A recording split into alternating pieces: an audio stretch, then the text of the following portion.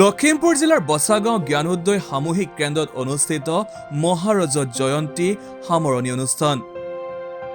4 দিনীয়াকৈ অনুষ্ঠিত কৰা হৈছে মহাৰজত জয়ন্তী সামৰণি অনুষ্ঠান। বিভিন্ন বৰ্ণাঢ্য কাৰ্যসূচীৰে কালিৰ পৰা আৰম্ভ হৈছে মহাৰজত জয়ন্তীৰ এই সামৰণি অনুষ্ঠান। অনুষ্ঠানৰ লগত সংগতি ৰাখি কালি নিশা মহিলাসকলৰ দ্বাৰা অনুষ্ঠিত কৰা হৈছে অসমৰ পৰা প্ৰায় বিলুপ্ত হ'বলৈ ধৰা যাত্ৰাপালা। অসমৰ পৰা বিলুপ্ত হ'বলৈ ধৰা এই সংস্কৃতি জীয়াই ৰখাৰ বাবে এই মহিলাসকলৰ পদক্ষেপ সঁচাকৈ শলাগ ল'বলগীয়া। নমস্কাৰ, মই অসমবাসীলৈ সেৱা জনাইছোঁ বছাগাঁও জ্ঞানোদয় সামূহিক কেন্দ্ৰৰ তৰফৰ পৰা। আপোনালোকে জনাবলৈ পাই সুখী হ'ম যে 1949 চনতে আমাৰ পিতৃ পিতামহসকলে পুৰোধাৰী ব্যক্তিসকলে গাঁওখনৰ সামাজিক, অৰ্থনৈতিক, সাংস্কৃতিক সকলো দিশতে আগুৱাই লৈ যাবৰ বাবে বছাগাঁও জ্ঞানোদয় সামূহিক কেন্দ্ৰ জন্ম দিছিলে। এই অনুষ্ঠানটিয়ে সকলোৱে পৰৱৰ্তী পৰ্যায়ত তেওঁলোকৰ সকলো ৰাইজৰ সহায় সহযোগিতা চামে চামে লৈ অহা দায়িত্বৰ কৰ্তব্যৰ শিশু আজি এই বাঁহ বেতৰ সেই সময় ঘৰ এটাই আজি এটা পূৰ্ণাংগ গৃহলৈ পৰিৱৰ্তিত হৈছে, য'ত 1000খন আসন দিব পৰা ব্যৱস্থা আছে, এটা কাঠৰ গেলাৰী আছে, এটা বেলকনি সহ এটি মঞ্চ ইতিমধ্যে সম্পূৰ্ণ হৈ উঠিছে। এই অনুষ্ঠানটি 1949 জন্ম হোৱা অনুষ্ঠানটি 2024 চনত 75 বছৰ গৌৰৱী মহাৰাজৰ জয়ন্তী অনুষ্ঠানত উপনীত হ'লেহি। সেয়ে আমি নতুন প্ৰজন্মই সেইসকলে দি যোৱা অনুষ্ঠানটিক আমি সকলোৰে মাজত লৈ যাবৰ বাবে, ৰাইজৰ মাজত সকলোৱে একতাৰ দিলে বান্ধ খাই আগুৱাই লৈ যাবৰ বাবে জ্ঞানোদয় সামূহিক কেন্দ্ৰ মহাৰাজৰ জয়ন্তী অনুষ্ঠানটি আমি অনুষ্ঠিত কৰিব বিচাৰিছোঁ। 2024 চনৰ 8 ডিচেম্বৰ সকলোৱে শ্ৰদ্ধা প্ৰাণৰ শিল্পী ডক্টৰ ভূপেন হাজৰিকাদেৱৰ জন্মদিনৰ লগত সংগতি ৰাখি উক্ত দিনাৰ পৰাই বছৰজোৰা কাৰ্যসূচী আমি মহাৰাজৰ জয়ন্তী সমাৰোহ অনুষ্ঠিত কৰি আহিছোঁ। আহি এতিয়া আমি 23, 24, 25, 26 এপ্ৰিল 2024 সামৰণি অনুষ্ঠানটি অনুষ্ঠিত কৰিব বিচাৰিছোঁ।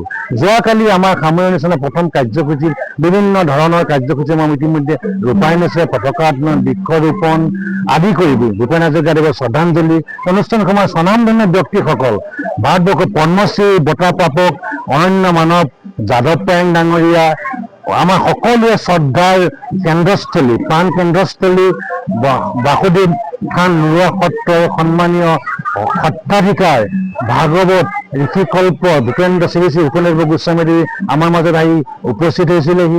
আমাৰ সকলোৱে শ্ৰদ্ধা এই অঞ্চলৰ গুণী ধৰোতা, এই অঞ্চলৰ সাংস্কৃতিক জগতত বিশেষ ভূমিকা গ্ৰহণ কৰা পানীগাঁও হায়াৰ ছেকেণ্ডেৰী স্কুলৰ প্ৰতিষ্ঠাপক প্ৰধান শিক্ষক, আমাৰ শ্ৰদ্ধাৰ শিল্পী, সাহিত্যিক, বিভিন্ন ধৰণে বিভিন্ন জগতৰ মাজত সোমাই আমাৰ এই অঞ্চলৰ পৰা প্ৰথম চিনেমাৰ কৰিবৰ বাবে আগবাঢ়ি যোৱা আমাৰ সকলোৱে শ্ৰদ্ধাৰ শ্ৰীযুত পৰেশ বৰা ছাৰদেৱৰ আমাৰ মাজত আহি কালি শ্ৰদ্ধাঞ্জলি অনুষ্ঠানত অংশগ্ৰহণ কৰিছে। ভূপেন হাজৰিকাদেৱৰ আমাৰ আজি অনুষ্ঠান দ্বিতীয় দিনা কাৰ্যসূচী আছে।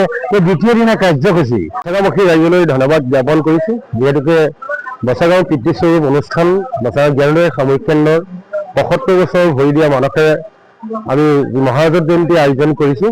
সেই মহাৰাজত জয়ন্তী সামৰণি অনুষ্ঠান 23, 24, 25, 26 4দিনীয়া কাৰ্যসূচী অনুষ্ঠিত কৰা হৈছে। কালি প্ৰথম কাৰ্যসূচী ইতিমধ্যে হৈ গ'ল, বৃক্ষৰোপণ কাৰ্যসূচী। আমাৰ অৰণ্য মানৱ যাদৱ পায়েং, পদ্মশ্ৰী যাদৱ পায়েংদেৱে গছপুলি ৰোপণ কৰিলে আৰু 75খন পতাকা উত্তোলন কৰা হ'ল বিশিষ্ট ব্যক্তিসকলক আমন্ত্ৰণ কৰি, আৰু লগতে মূল দ্বাৰ আমাৰ বাসুদেৱ নৰুৱা সত্ৰৰ সত্ৰাধিকাৰ প্ৰভুৱে দ্বাৰ উন্মোচন কৰিলে। তাৰ পাছতেই বয়োজ্যেষ্ঠসকলক সম্বৰ্ধনা অনুষ্ঠান কাৰ্যসূচী আৰম্ভ কৰা হ'ল। তাৰ পাছত আমাৰ নৰ্থ লখিমপুৰ ইউনিভাৰ্চিটিৰ ভাইচ চেঞ্চেলৰ মহোদয়ে আমাৰ মঞ্চ উদ্বোধন কৰিলে। তাৰ পাছত ৰাতিলৈ আমাৰ অন্ধমুনিৰ অভিশাপ আৰু ৰামচন্দ্ৰৰ বনবাসৰ যাত্ৰাপালাখন সুকলমে পাৰ হৈ গ'ল। আজি দ্বিতীয় দিনাৰ কাৰ্যসূচী সামূহিক চাফাই আৰু আমাৰ 12ৰহণীয়া সাংস্কৃতিক শোভাযাত্ৰা আছে।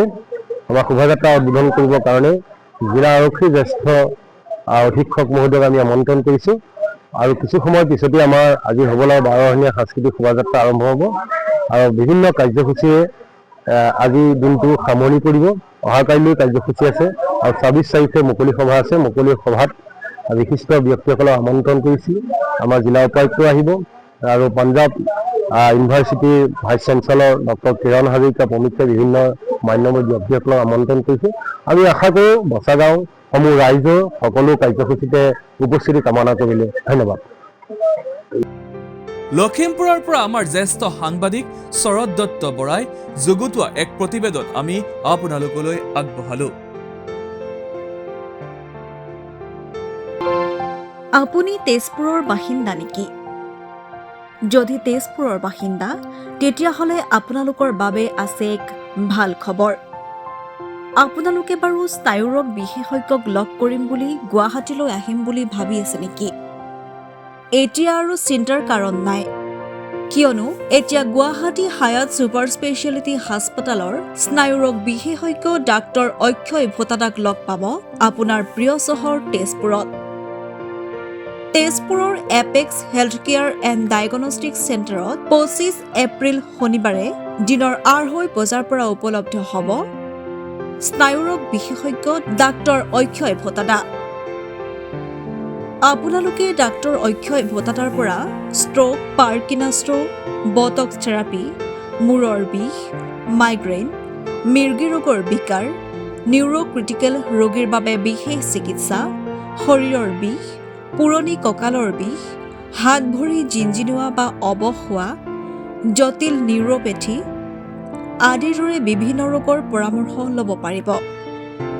আপুনি এপইণ্টমেণ্টৰ বাবে যোগাযোগ কৰিব লাগিব 7086044855। আমি নম্বৰটি পুনৰবাৰ জনাইছোঁ 7086044855। এতিয়া গুৱাহাটী হায়াত ছুপাৰ স্পেচিয়েলিটি হাস্পতালৰ স্নায়ুৰোগ বিশেষজ্ঞ ডাক্তৰ অক্ষয় ভোটাদাক পাব Apex health care and diagnostic centre, Tezpur, NT road, Komarchuburi, Tezpur. গতিকে 25 এপ্ৰিল শনিবাৰে দিনৰ 2:30 বজাৰ পৰা উপলব্ধ হ'ব আপোনাৰ প্ৰিয় স্নায়ুৰোগ বিশেষজ্ঞ ডাক্তৰ অক্ষয় ভোটাদা। এপইণ্টমেণ্টৰ বাবে এতিয়াই যোগাযোগ কৰক 7086044855 নম্বৰত।